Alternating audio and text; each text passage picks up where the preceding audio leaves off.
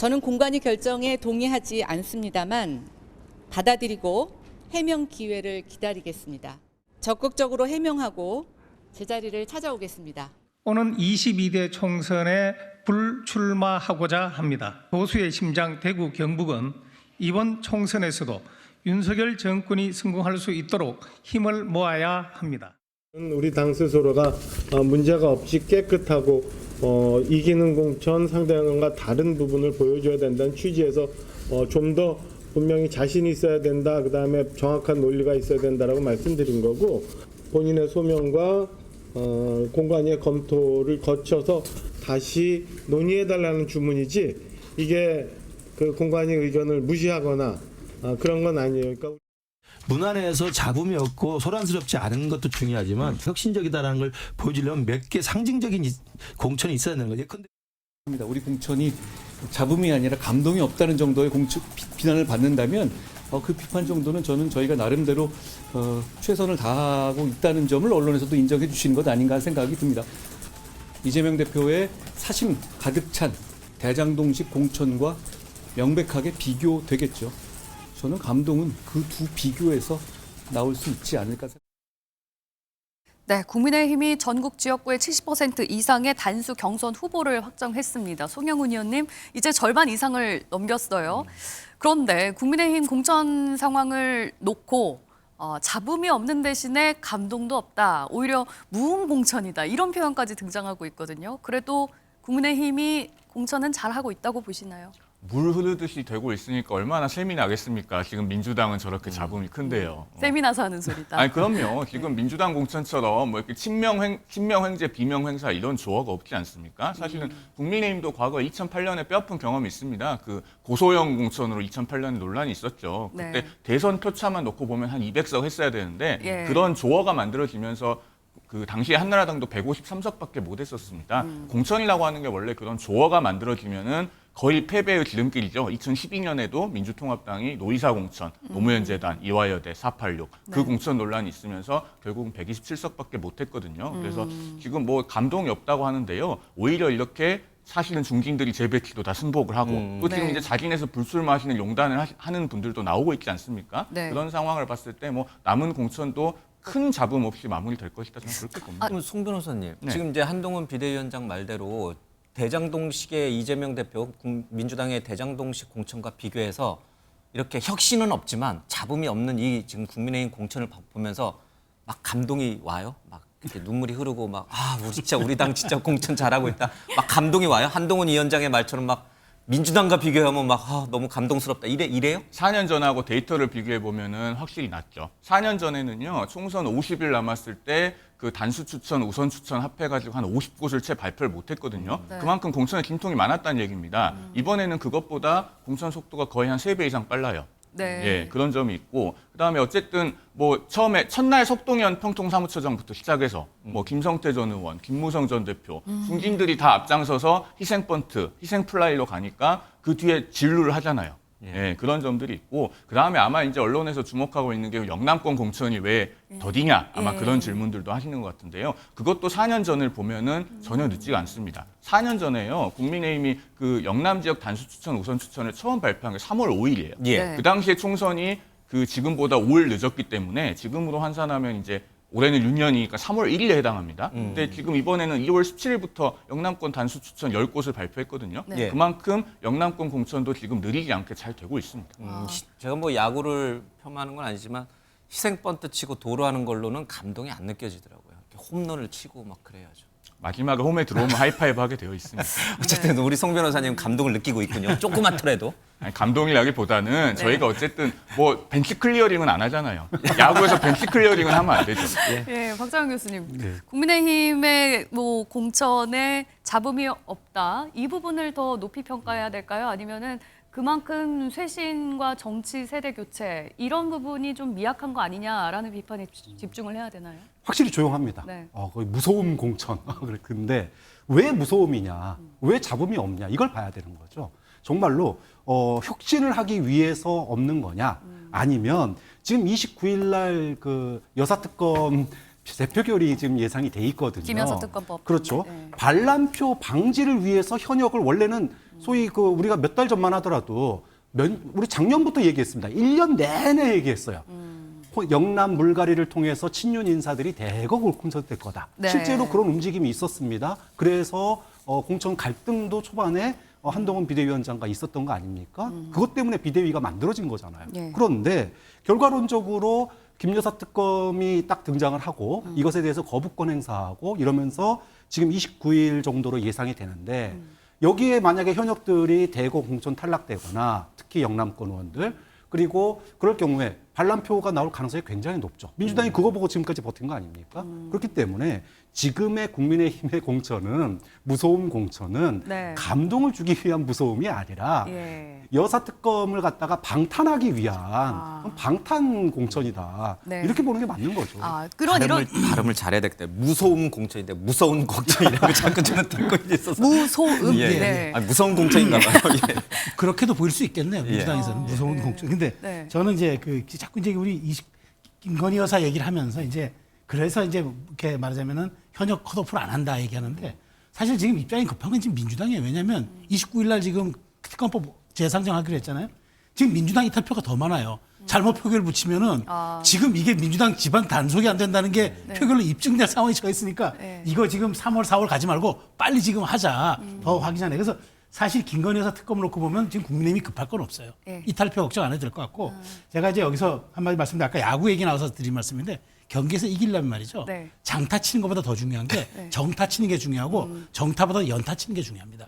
그러면 경기 이깁니다. 근데 지금 뭐 한 방에 시원시원한 대포 날아가고 홈런 날아가고가 중요한 게 아니라 작더라도 계속적인 스몰 야구라도 계속적인 이제 정타를 칠 수 있는 거. 그다음에 더 이어서 연타를 칠 수 있다 그러면 그 경기는 이기는 겁니다. 결국 수비에서 실수 안 하는 팀이 우승할 가능성이 높습니다. 일각에서는요. 국민의힘에서 이렇게 안정적인 공천을 하는 이유 중에 하나가 현역 의원들의 이탈을 막는데 그 중에 큰 이유가 개혁신당으로 옮기는 거를 좀 막기 위해서 이런 공천 작업을 이루고 있는 거 아니냐 이런 지적도 나오는데 어떻게 보세요? 일부 약간 그게 영향력이 있었을 겁니다. 그런데 지금 와서 보면은 지금 사실 이준석 신당이 이제 보수 신당으로 다시 이제 분화돼서 다시 재개할 길을 간다고 하지만 실질적으로 국민의힘 같은 보수 계열에 있는 분들은 나중에 정치적인 어떤 그런 그 복원을 생각한다 그러면은 오히려 개혁 신당보다도 무소속으로 가서 나중에 다시 당으로 돌아오는 회복 탄력성을 더 우선시할 것 같아요.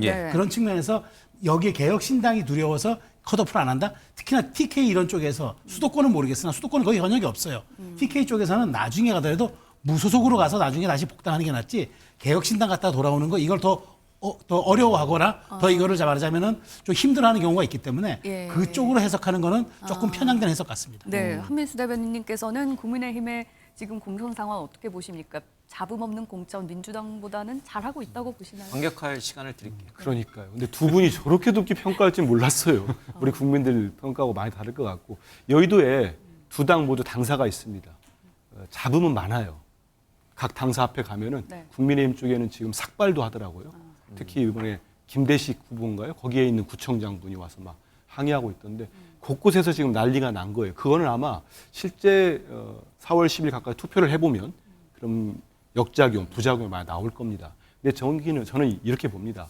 최근에 많은 언론들이 이 얘기 했었더라고요. 무감동, 무희생 하면서 특정 의원 두 사람, 장제원과 하태경만 바보 됐네. 이런 제목까지 나오더라고요. 왜 그런 얘기겠습니까? 그나마 장제원 의원은 윤핵관인데 정말 찐윤인데 자기 최측근을 공천을 해버렸어요. 단수 공천을. 이 지역에서 어떻게 보겠습니까? 대통령 가장 아끼는 검사도 하태경 의원 빠진 그 좋은 자리에 그냥 전략 공천을 해버렸어요. 이런 것들이 지금 한두 군데가 아닙니다. 보시면 뭐 찐윤 중에 찐윤 윤한홍 의원, 윤재옥 원내대표, 아까 말씀드린 대로 대통령 앞장서 가지고 하려고 했던 의원들 다 공천받았어요. 배현진 의원이 뭐 많이 받았지 않습니까?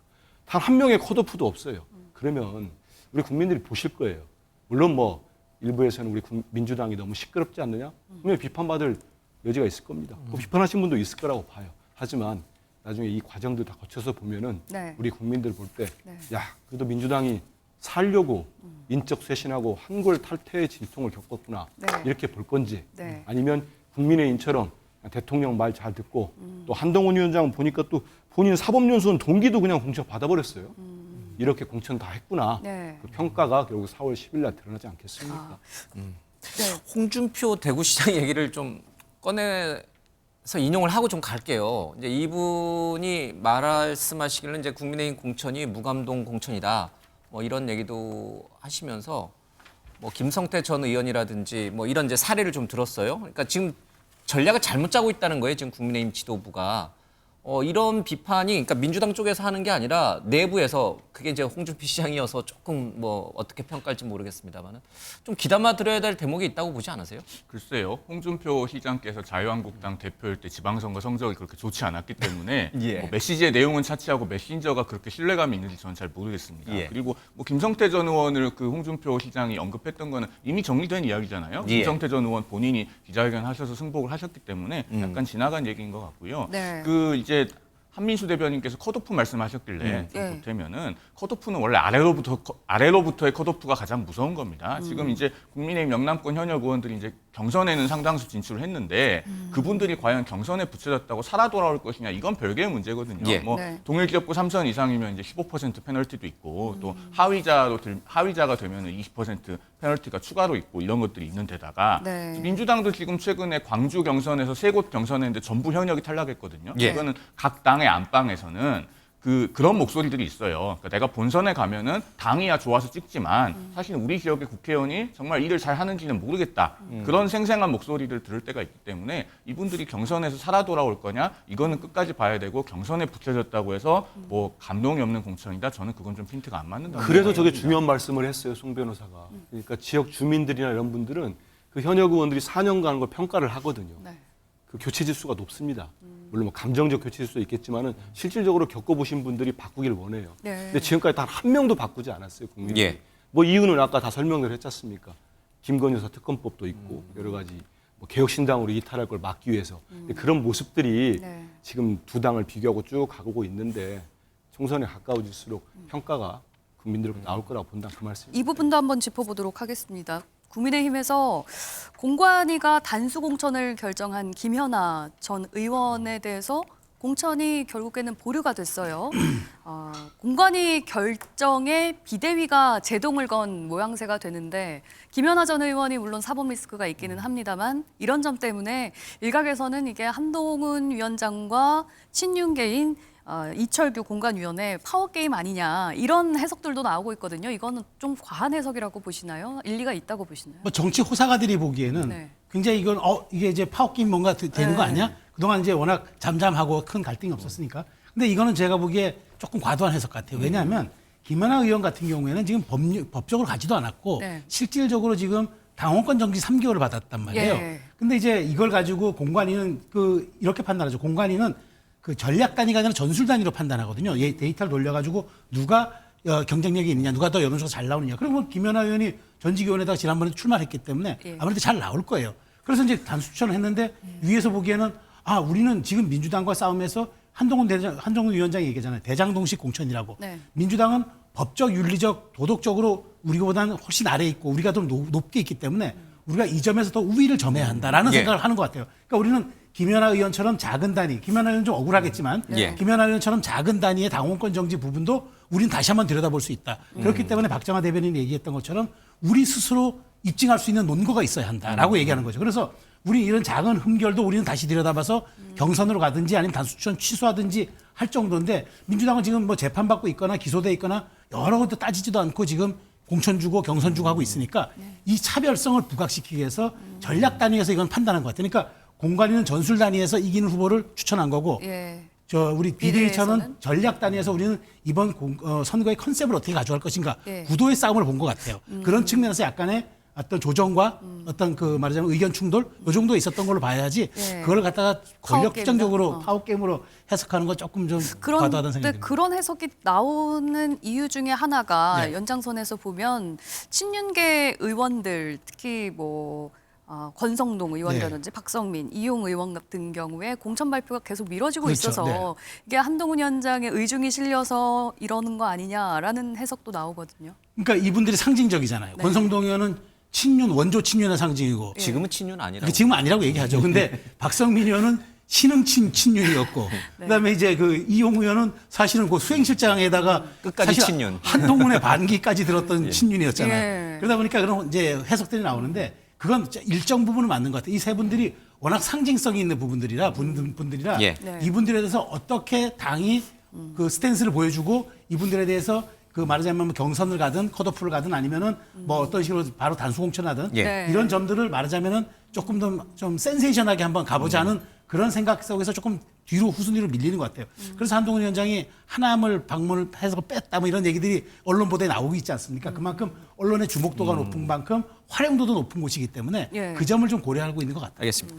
국민의힘 공천에서 조금 하나 더 좀 아직은 집중적으로 이렇게 수면 위로 떠올라서 부각되고 있지는 않지만 TK 지역에서는 워낙 이제 압도적으로 이 국민의힘 쪽이 우세하다라는 평가들이 지배적인데 그 확고한 이 TK 지역에서 뭔가 조금 변화의 어떤 조짐? 그러니까 변화라는 게 뭐 긍정적이든 부정적이든 이른바 친박계 의원이라고 불리는 최경환 전 의원, 그다음에 박근혜 전 대통령의 영원한 대변인 변호사인 유영하 변호사, 이 두 분들의 공천 문제가 지금 약간 이제 꾸물꾸물 올라오는 것 같아요. 지금 국민의힘 후보 윤대현 후보가 사퇴했죠. 최경환 그렇죠, 의원을 저지하기 위해서 그렇죠. 우리끼리 싸우지 말고 우리끼리 단합해야 되니까 내가 먼저 희생하겠다면서 사퇴했는데 그래서 조지현 대통령실 그 출신이 지금 예. 행정관이 아마 단수 추천이 되는 것 같아요. 예. 그만큼 이 경산 쪽에서 최경환 바람이 센 거예요? 국민의힘 후보가 무소속으로 나오는 최경환 후보를 이기지 못할 정도로 센 거예요? 지금 어쨌든 데이터상으로는 아마 그쪽에서는 최경환 후보의 약진세가 좀 있는 것 같아요. 예. 그런 상태에서 두 후보가 만일 경선하거나 경선에서 불복하거나 하면 후유증이 남는다 그러면 예. 승리를 이제 최경환 후보가 가져갈 수 있으니까 그 점에서 윤대현 의원의 초선임에도 불구하고 드랍을 선언한 것 같아요. 최경환 바람을 무시 못한다. 그렇죠. 그런 것 그러면 같습니다. 대구 달서구 갑에서 지금 홍석준 의원이 지역구인데 거기에 유영하 변호사랑 이렇게 붙여놓은 여론조사를 보니까 뭐 오차범위 내긴 합니다만 조금 유영하 변호사가 높은 것도 좀 있더라고요. 현역인 홍석준 의원은 대표적으로 본인은 친윤이라고 이제 말씀하시는데 여기도 변화의 조짐이 있는 거예요? 뭐 유영하 변호사야 워낙에 이제 그 박근혜 전 대통령의 뭐라 그래야 될까요? 호위무사라고 해야 될까요? 예. 그런 분으로 잘 알려져 있으니까 뭐 여론조사가 긍정적으로 나올 수는 있을 겁니다. 그런데 지금 어쨌든 그 전체적으로 TK의 민심은 결국에는 그 민주당으로 넘어가 있는 국회 주도권을 되찾아와야 된다는 데는 의문이 없을 거예요. 네. 그래서 그런 부분에 대해서는 사실 본선에 들어가서까지 어떤 TK에서 일부 무소속 후보들이 현재는 뭐 경쟁력 있게 나온다고 하더라도 그게 최종적으로 유지될 수 있을지에 대해서는 개인적으로 매우 의문입니다. 예.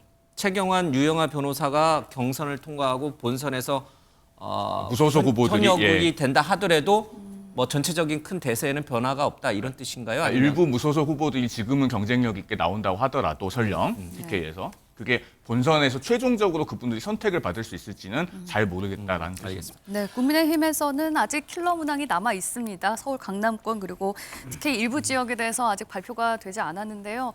이때 이후로 국민의힘에서도 끝까지 잡음이 없을지 한번 지켜봐야 될 것 같고요. 어떻게 보세요? 네. 박찬원 교수님은 지금 현역들이 민주당에 비해서 상당히 이게 탈락하는 분이 없어가지고 상대적으로 잡음이 덜한데 이제 본격적으로 현역들 탈락이 본격화하면 민주당 못지않게 잡음이 일어날 거라고 보세요? 아니면 다 알겠습니다, 수긍하겠습니다 하면서 그냥 조용히 그냥 계속할까요? 잡음이 없을 수는 없죠. 특히 TK 지역에서는 아까 말씀하셨던 것처럼 동일 지역의 3선 이상인 경우에는 감점이 들어갑니다. 하위하고 상관없이. 그렇기 때문에 감점 들어갈 분들이 눈에 보이잖아요. 그리고 거기에 지금 소위 용산 패밀리들이 들어가서 경선하려고 받는 지역이 많거든요. 잡음이 날 수밖에 없다. 근데 민주당과 차이점이 있어요. 뭐냐면 아직 대통령 임기가 3년이나 남았다는 겁니다. 아무리 힘 빠진 대통령이라도 현직 대통령의 임기가 3년이 남았고 또 언론의 발표가 났지만 지금 공공기관장 자리 50개 비워놨다는 거 아닙니까? 떨어진 분들 입막음용으로 갈 자리가 있다. 갈 자리가 있는 네. 거죠. 확인된 겁니까? 뭐 확인 안 된 얘기는 언론 기사를 보고 저도 저희가 좀 말씀드리는 정리를 해야 거니까. 됩니다. 이건 뭐 50개 비워뒀는지는 확인이 안 됐습니다. 이런 것들을 본다면 민주당보다는 그런 잡음을 처리할 수 있는 길들이 좀 있다. 네. 그런 점에서 여권 프리미엄이라는 게 네, 있다. 그래서 잡음이 민주당보다는 좀 덜하지 않겠느냐. 네. 근데 다만 여기에 이제 나오시는 분들이 집단적인 움직임을 할 수는 없을 것 같아요. 그러니까 지금 민주당이 어려운 지점은 이게 지금 개판 논쟁처럼 돼가지고 예. 만약에 분란이 생기면 집단적인 움직임이 있을 수 있다는 게 무서운 거고 국민의힘 쪽은 지금 TK 지역이라든지 영남 지역에서 일부 이제 이탈이 생기더라도 이분들이 무소속으로 갈 가능성이 훨씬 높을 것 같아요. 집단적인 움직임이라는 거는 뭐 분당 뭐 분당까지 가지는 까지도? 않겠지만 네, 어쨌든 뭐 이게 국민들 개혁신당으로 안 눈에는 가고? 한 명 한 명의 개별적인 개별적인 움직임이 아니라 어쨌든 집단의 움직임으로 보이지 않습니까? 그런데 지금 TK나 영남 쪽에서의 만약에 이제 공천에 어떤 변화가 생기고 분위기의 변화가 생긴다면 집단의 움직임으로 움직이기는 어려울 거다. 좀 그런 점에서 봤을 때 민주당의 공천 잡음보다는 네. 좀 최소화되지 않겠느냐. 개혁신당으로 가지는 않고 이제 무소속으로 그럴 할 가능성이 가능성이 높다는 높다. 거죠. 예. 네.